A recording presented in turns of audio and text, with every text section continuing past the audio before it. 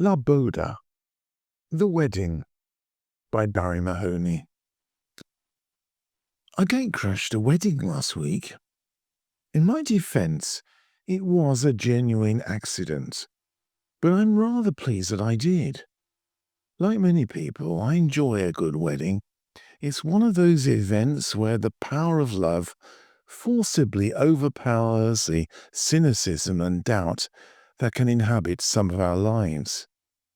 It takes the most hardened cynic not to feel just a twinge of emotion and something of the beyond when watching a couple committing themselves to a life with each other. I was enjoying a drink and people watching in one of my favourite bars in a nearby village when a large crowd of chattering and laughing Canarians burst through the door. At first I thought that it was a local fiesta, but all wore smart clothes. Some were carrying small bouquets of flowers. And I soon realized from the conversation that they were attending a wedding that was taking place in the small church next door to the bar. It always amuses me when I see bars situated very close to the local church, but Catholic services do tend to go on for rather a long time, so I think it's very sensible planning. This particular group of wedding guests had arrived for the wedding service a little later than planned, and the small church was already full. Undaunted, the group wisely decided to relocate to the bar next door and to begin their wedding celebrations early. I was told that both the bride and groom were very popular local teachers, which explained the large number of young people in the group. Spanish and Canarians don't really do small, intimate weddings. It's very much a case of the bigger the better. And it's not unusual to see the uninvited chatting and gossiping outside a church when the ceremony is in progress, in the hope of catching a glimpse of the happy couple after the official event, and taking part, of course, in the celebrations afterwards. Spanish weddings are best regarded as marathons, and guests are well advised to allocate a whole day to the celebrations and are best described as a test of endurance. After throwing rice over the happy couple, confetti is just not done over here. The couple will be involved in endless photo shoots, which is a good time for guests to head to the local bar, often accompanied by the officiating priest. By the time that the real partying begins, guests are already very happy and ready to tuck into cocktails and canapes, followed by a multi-course banquet, sitting down, of course.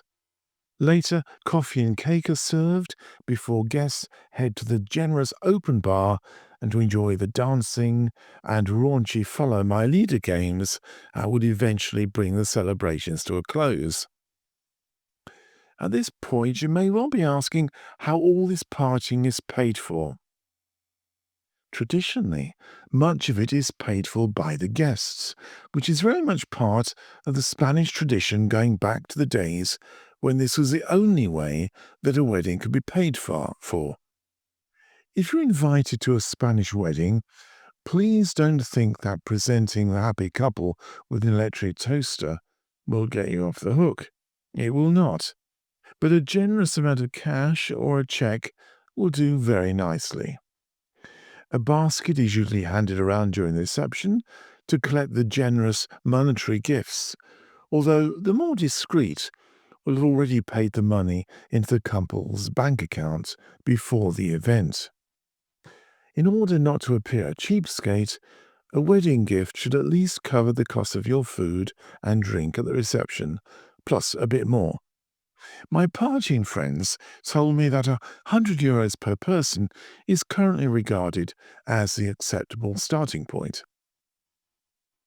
My wedding party, and I say mine because I was invited to join in, quickly entered into the celebratory spirit. Later, huge doors were opened to the rear of what happened to be a small cafe bar to reveal a huge banqueting hall, all beautifully set out for the lengthy banquet to come. We were soon joined by the main guests, looking very relieved as they escaped from the church and headed to the bar. Later, much later, the bride and groom would join the party, and the real fun could begin. I had unexpectedly witnessed and briefly taken part in yet another side of Canarian life.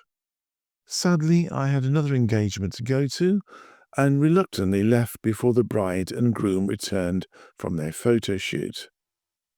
I left wondering what condition the guests would be in the following morning, but felt quite sure that they'd have given the happy couple a day that they would never forget.